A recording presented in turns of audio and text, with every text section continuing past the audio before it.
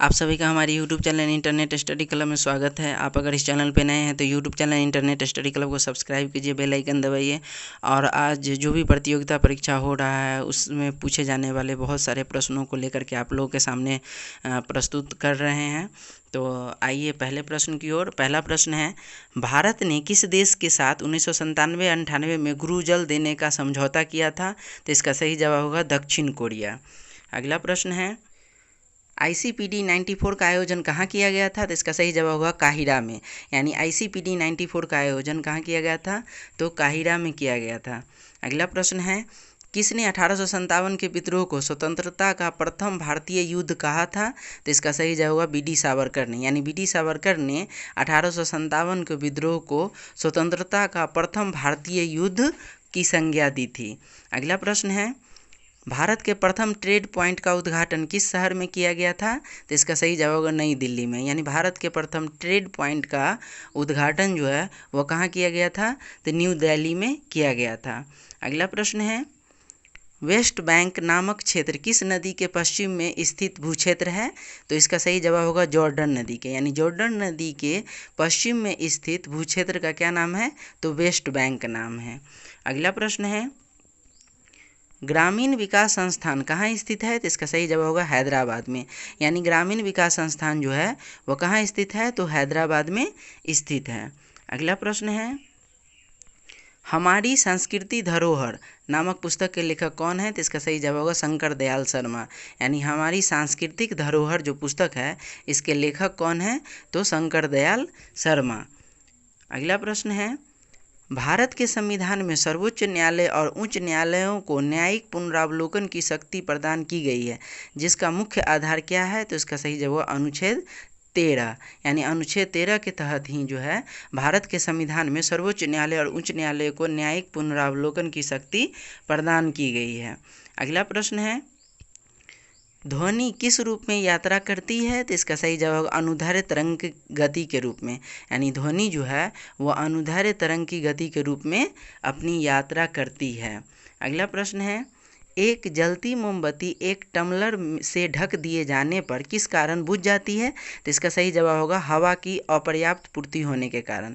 यानी हवा की कमी होने के कारण जो है एक जलती मोमबत्ती बुझ जाती है एक टम्बलर से ढक देने के कारण। अगला प्रश्न है, कमरा गर्म करने वाले बिजली के हीटर का रेडिएटर सबसे अधिक प्रभावित तब होता है जब वह क्या होता है? तो इसका सही जवाब बहुत अधिक पॉलिश किया हुआ हो। यानी बहुत अधिक पॉलिश हो जाने के कारण जो है वह बिजली का हीटर का रेडिएटर अधिक प्रभावित हो जाता है। अगला प्रश्न है, भारी पानी यानी हैवी वाटर शब्द किसका सूचक है? तो इसका सही जवाब होगा ड्यूटेरियम ऑक्साइड यानी DTO का। यानी भारी जल इसी को कहा जाता है। यह किसका सूचक है? तो ड्यूटेरियम ऑक्साइड का। अगला प्रश्न है, खून की कमी को क्या कहा जाता है? तो इसका सही जवाब होगा एनीमिया। यानी खून की कमी को जो है वह एनीमिया कहा जाता है।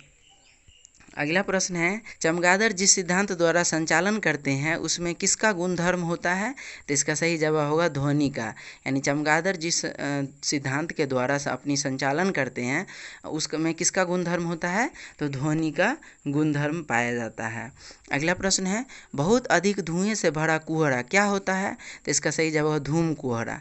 यानी बहुत अधिक धुएं से भरा हुआ कोहरा जो होता है वह धूम कोहरा होता है। अगला प्रश्न है, स्फिग्मोमैनोमीटर नामक उपकरण किसको मापने के लिए काम में लाया जाता है?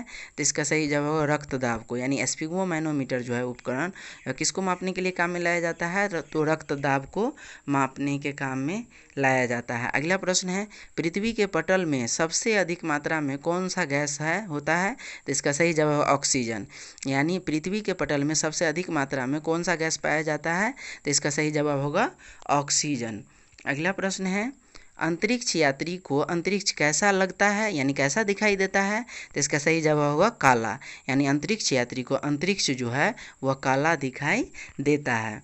अगला प्रश्न है, बिजली के बल्ब में जो तंतु होता है वह किसका बना होता है? तो इसका सही जवाब होगा टंगस्टन का। यानी बिजली के बल्ब में जो तंतु होता है वह किसका बना होता है? तो टंगस्टन का बना होता है। अगला प्रश्न है, हवा में छोड़े जाने पर प्रक्षेपास्त्र किस तरह के पथ का अनुसरण करती है? तो इसका सही जवाब परवलयिक पथ का, यानी जो प्रक्षेपास्त्र छोड़ा जाता है वह परवलयिक पथ का अनुसरण करते हुए हवा में गति करता है। अगला प्रश्न है, पेट्रोल के कारण लगी हुई आग को बुझाने के लिए पानी प्रभावी नहीं होता है क्योंकि? तो इसका सही जवाब होगा पानी और पेट्रोल एक दूसरे में अघुलनशील होते हैं। पेट्रोल ऊपरी सतह पर रहता है और चलता रहता है, इस कारण जो है वह पेट्रोल से लगी आग में पानी बुझाने में सक्षम नहीं हो पाता है। अगला प्रश्न है प्रोटीन का सबसे अधिक समृद्ध स्रोत क्या है? तो इसका सही जवाब होगा सोयाबीन, यानी प्रोटीन का सबसे अधिक समृद्ध स्रोत जो है वो क्या है? तो सोयाबीन है। अगला प्रश्न है ध्वनि तरंगे किससे होकर यात्रा नहीं कर सकती है? तो इसका सही जवाब होगा निर्वात से होकर, यानी ध्वनि तरंगे जो है वो किससे होकर यात्रा नहीं कर सकती है? तो निर्वात से होकर यात्रा नहीं कर सकती है। अगला प्रश्न है पेट्रोलियम निर्यातक देशों के संगठन यानी ओपेक का मुख्यालय कहाँ है? तो इसका सही जवाब होगा वियना, जो कि ऑस्ट्रिया में है और यहीं पे ओपेक का मुख्यालय है, हेडक्वार्टर है। अगला प्रश्न है यूनिसेफ का मुख्यालय कहाँ स्थित है? तो इसका सही जवाब होगा न्यूयॉर्क, जो कि यूएसए में है और यहीं पे यूनिसेफ का हेडक्वार्टर स्थित है। अगला प्रश्न है का पूरा रूप क्या होता है? तो इसका सही जवाब होगा न्यूक्लियर नॉन प्रोलिफरेशन ट्रीटी, यानी एनपीटी का फुल फॉर्म होता है न्यूक्लियर नॉन प्रोलिफरेशन ट्रीटी होता है।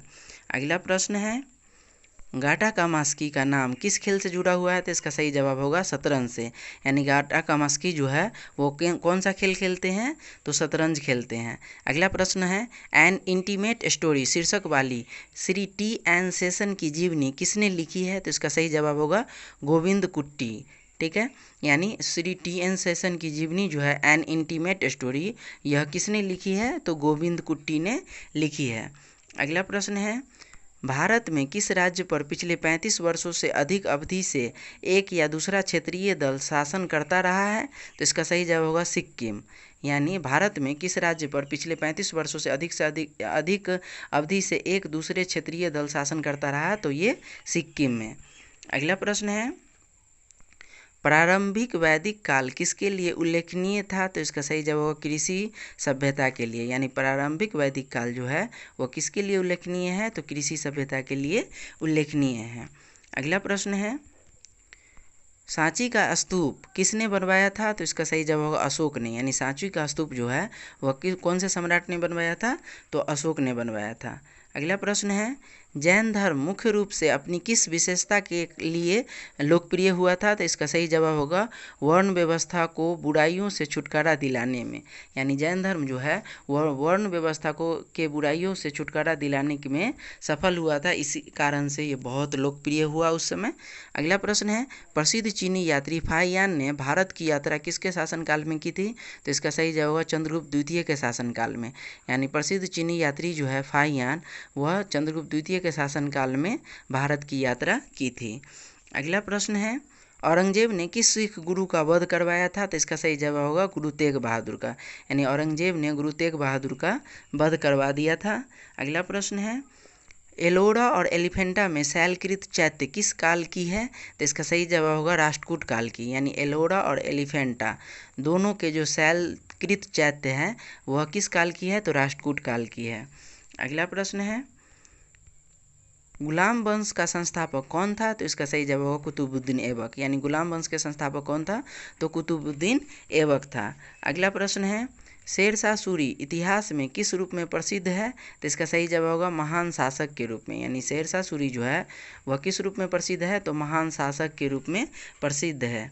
अगला प्रश्न है मनसबदारी प्रथा किसने चलाई थी? तो इसका सही जवाब है अकबर ने, यानी मनसबदारी प्रथा जो है वह किसने चलाई थी? तो अकबर ने चलाई थी। अगला प्रश्न है पहला विश्व युद्ध बार्सिलोना मिसप्रिंट है, ये बार्सिलोना की संधि पर हस्ताक्षर के साथ समाप्त हुआ था। ये बार्सिलोना किस देश में है? तो इसका सही जवाब होगा फ्रांस में है। अगला प्रश्न है कौन सा राजवंश अपनी नौसैनिक शक्ति के लिए प्रसिद्ध था? तो इसका सही जवाब होगा चोल, यानी चोल राजवंश जो था वो अपनी नौसैनिक शक्ति के लिए फेमस था। अगला प्रश्न है गांधी जी ने 1932 ईस्वी में आमरण अनशन तब शुरू किया जब ब्रिटेन के प्रधानमंत्री ने घोषणा की थी। अब वो घोषणा क्या किए थे? तो इसका सही जवाब होगा दलित वर्ग के लिए विधानसभा में स्थान आरक्षित होंगे। यानी दलित वर्ग के लिए जब विधानसभा में स्थान आरक्षित करने की बात की थी तो उस समय गांधी जी ने आमरण अनशन 1932 में शुरू कर दिया था। अगला प्रश्न है 1942 ईस्वी में करो या मरो का नारा किसने दिया था? तो इसका सही जवाब होगा महात्मा गांधी ने। यानी महात्मा गांधी ने ही करो या मरो का नारा वो किस ईस्वी में दिया था? तो 1942 ईस्वी में दिए थे। अगला प्रश्न है असहयोग आंदोलन किसके द्वारा चलाया गया था? तो इसका सही जवाब होगा महात्मा गांधी के द्वारा। यानी असहयोग आंदोलन जो है वह महात्मा गांधी के द्वारा चलाया गया था। अगला प्रश्न है अगर किसी भूमि पर वर्ष में एक से अधिक फसल पैदा की जाती है तो उस खेती को क्या कहा जाता है? तो इसका सही जवाब होगा गहन खेती। यानी किसी भी भूमि पर वर्ष में एक से अधिक फसल पैदा की जाती है उस खेती को गहन खेती कहा जाता है। अगला प्रश्न है महानदी और कावेरी नदियाँ किस दिशा में बहती है? तो इसका सही जवाब होगा पूर्व दिशा में। यानी महानदी और कावेरी नदियाँ जो है वह पूर्व दिशा में बहती है। अगला प्रश्न है पृथ्वी की गोलाकार छाया चंद्रमा पर कब पड़ती है? तो इसका सही जवाब होगा चंद्र ग्रहण के समय में। यानी चंद्र ग्रहण के समय में जो है वह पृथ्वी की गोलाकार छाया चंद्रमा पर पड़ती है और यही गोलाकार छाया चंद्रमा पर पड़ने के कारण जो है वह चंद्र ग्रहण का निर्माण होता है। अगला प्रश्न है अंग्रेजों ने भारत में सर थॉमस रो को किसके शासनकाल में भेजा था? तो इसका सही जवाब होगा जहांगीर के शासनकाल में। यानी अंग्रेजों ने भारत में सर थॉमस रो को जहांगीर के शासनकाल में भारत भेजा था। अगला प्रश्न है सन 1857 का गदर असफल रहा था क्योंकि न तो उसके पीछे राष्ट्रीय भावना थी और ना ही ऊपर कोई राष्ट्रीय नेता, और इन सब कारणों से जो है 1857 का जो युद्ध था वह असफल रहा। अगला प्रश्न है भारत में रेडियो प्रसारण किस वर्ष शुरू हुआ था? तो इसका सही जवाब 1927 ईस्वी में। यानी भारत में रेडियो प्रसारण जो है वह 1927 ईस्वी में शुरू हुआ था। अगला प्रश्न है भारत में मुसलमानों में उच्च शिक्षा का अग्रणी कौन था? तो इसका सही जवाब होगा सर सैयद अहमद खान। यानी भारत में मुसलमानों में उच्च शिक्षा का अग्रणी किसे माना जाता है? तो सर सैयद अहमद खान को माना जाता है। तो ये VVI प्रश्न आप लोगों के सामने लेकर के डेली जी के सीरीज में प्रस्तुत किए थे और आगे भी डेली जी के सीरीज का अगला सीरीज प्रस्तुत होता रहेगा।